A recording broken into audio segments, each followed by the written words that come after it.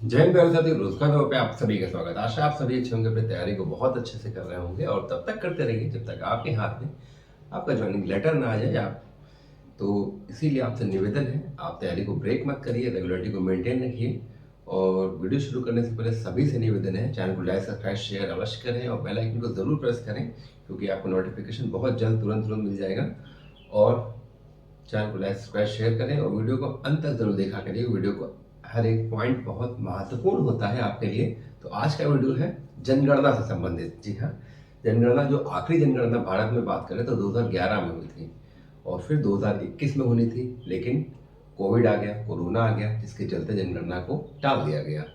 तो अब जनगणना कब होगी, उसमें लगभग कितने लाख कर्मचारियों की जरूरत पड़ेगी और किन किन डेटों में जनगणना होगी, किन किन चरणों में, कितने चरणों में जनगणना होगी, ये सारी चीज़ें आज की वीडियो में आपके लिए बहुत इंपॉर्टेंट वीडियो होगा, क्योंकि जनगणना के प्रश्न बहुत पूछे जाते हैं किसी भी कॉम्पिटिटिव एग्जाम में। तो जब तक पूरी जनगणना नहीं हो जा रही तब तक इतने ही क्वेश्चन आपके एग्जाम के लिए बहुत ही आवश्यक होंगे, बहुत ही ज़रूरी होंगे आपके किसी भी एग्जाम के लिए। तो आइए देखते हैं जनगणना से संबंधित बहुत ही महत्वपूर्ण आपके लिए जानकारी और बहुत ही महत्वपूर्ण प्रश्न।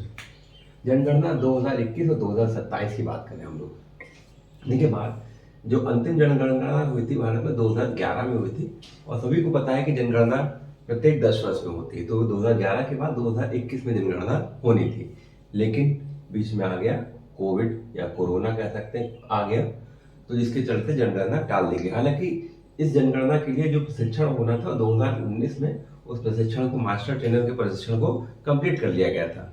फिर आगे प्रशिक्षण होना था कर्मचारियों का जो जनगणना करते हैं, लेकिन कोविड आ गया तो जनगणना को यहाँ पे रोक दिया गया। तो अब जो जनगणना होनी है वो 2027 में होनी है।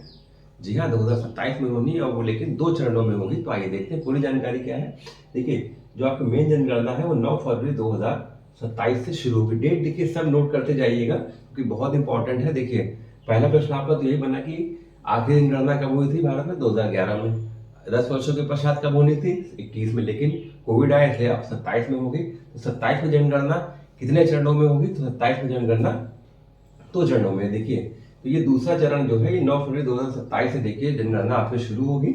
देखिए, जनगणना के साथ ही इस बार आजादी के बाद पहली बार जातिवार जनगणना भी काउंट की जाएगी। तो ये भी बहुत महत्वपूर्ण क्वेश्चन होगा कि जातिवार जनगणना किस सन में शुरू हुई।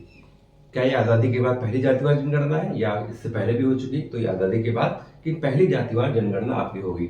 इसका नोटिफिकेशन, जनगणना का पूरा नोटिफिकेशन 16 जून को आएगा। जैसे ही इस आप नोटिफिकेशन आएगा आपके लिए, तुरंत तुरंत उसमें जो महत्वपूर्ण चीजें होंगी आपको अपडेट दी जाएंगी।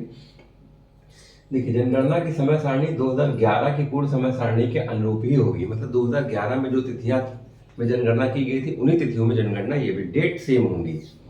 बस साल बदल गया है, 11 से 21 में होनी चाहिए थी लेकिन अब 27 में हो रही है। तो जनगणना इस बार देखिए 2 चरणों में हो रही है। पहला चरण देखिए ये है 1 अप्रैल से 30 सितंबर 2026। जी हाँ, डेट याद रखिएगा, 1 अप्रैल से 30 सितंबर 2026 तक इसमें मकानों का क्या किया जाएगा, सूचीकरण होगा। मकानों का मतलब लिस्टिंग की जाएगी। 1 अप्रैल से 30 सितंबर 2026 तक इसमें सभी मकानों की, पूरे भारत में जितने भी मकान है उनका सूचीकरण किया जाएगा। और दूसरा चरण जनगणना का 9 फरवरी 2027 से 1 मार्च 2027 की रात 12 बजे तक चलेगा। जो दूसरा चरण होगा जनगणना का 9 फरवरी 2027 से 1 मार्च 2027 की रात 12 बजे तक ये चरण होगा। देखिए, 2011 की जनगणना जैसे मैंने बताया था इन्हीं तिथियों में हुई थी, तो 21 नहीं, अब 27 में जनगणना इन तिथियों में होगी। कुछ विशेष राज्य हैं जो जहाँ पर बर्फबारी वगैरह हो जाती है। देखिए, जैसे जो डेट दी गई फरवरी, तो नवंबर से लगा के जनवरी फरवरी तक वहाँ बर्फबारी चलती है।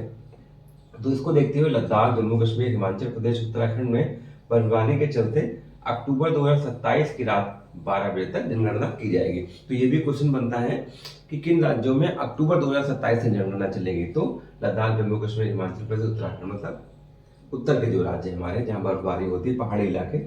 33 लाख से अधिक कर्मचारियों की इसमें जरूरत पड़ेगी जनगणना के लिए। तो ये सारी चीजें बहुत इंपॉर्टेंट है और इसका प्रशिक्षण इसी वर्ष अक्टूबर में शुरू हो जाएगा। जो हमारे कर्मचारी जनगणना करेंगे 33 लाख से अधिक, उनका प्रशिक्षण जो है अक्टूबर में ही शुरू हो जाएगा। 2021 में जनगणना के लिए 2019 में मास्टर ट्रेनर को प्रशिक्षित कर दिया गया था, लेकिन कोविड आया तो स्टॉप हो गया। अब नए सिरे से प्रशिक्षण होगा। क्यों होगा? अगर पुराने की तरह होता तो प्रशिक्षण की आवश्यकता नहीं थी, लेकिन नए सिरे से क्या होगा, क्योंकि इस बार आज़ादी के बाद पहली बार जातिवाद जनगणना का कॉलम इसमें बढ़ गया है, जिसके लिए प्रशिक्षण की आवश्यकता होगी। और क्योंकि इस बार टोटली जो डिजिटली जनगणना होगी, पूरा डिजिटल होगा जनगणना, टैब से होगी, इलेक्ट्रॉनिक टैबलेट से होगी, पहली बार फुली डिजिटली जनगणना होगी आधुनिक भारत की, जिसमें झलक दिखेगी, मतलब डिजिटल भारत की झलक दिखेगी। और टैब की जियो फेंसिंग की जाएगी, मतलब जिस टैब से आपको जनगणना करनी, जिस टैबलेट से आपको जनगणना करनी है, उसकी जियो फेंसिंग की जाएगी। मान लीजिए आपका ये एक क्षेत्र है जनगणना के लिए, तो उस टैब की जियो फेंसिंग कर दी जाएगी कि जब इस आप निश्चित स्थान पे पहुंचेंगे तब आपको वो टैबलेट जनगणना के लिए काम करेगा। ऐसा नहीं कि जनगणना के लिए आपको दूसरा क्षेत्र मिला है और आप घर में बैठ के उसको फीडिंग कर रहे हैं, ऐसा नहीं होगा। जनगणना आपकी जियो फेंसिंग टाइप की हो जाएगी, जब आप उस क्षेत्र में पहुंचेंगे तभी आपकी वो जनगणना की जाएगी, उसमें जनगणना हो पाएगी। तो पहली बार डिजिटल भारत की झलक भी दिखेगी। तो जनगणना से महत्वपूर्ण बहुत क्वेश्चन है आपके एग्जाम्स के लिए, बहुत इंपॉर्टेंट है। कितने चरणों में होगी, कौन से ऐसे राज्य हैं जहाँ पर अक्टूबर 27 तक चलेगी, पहला चरण कब होगा, दूसरा चरण कब होगा, कितने लाख कर्मचारियों की आवश्यकता पड़ेगी, प्रशिक्षण कब शुरू होगा, और जनगणना ये एक्चुअली होनी कब थी और हो कब रही है, ये सारे आपके लिए बहुत ही इंपॉर्टेंट पॉइंट है। तो रोजगार लोगों के साथ जुड़ रहे, चैनल को लाइक सब्सक्राइब शेयर करें। बाकी जैसे ही नोटिफिकेशन इसका आएगा आपको महत्वपूर्ण प्रश्न और आपके इसमें आपको जानकारी दी जाएगी। जय हिंद, जय भारत।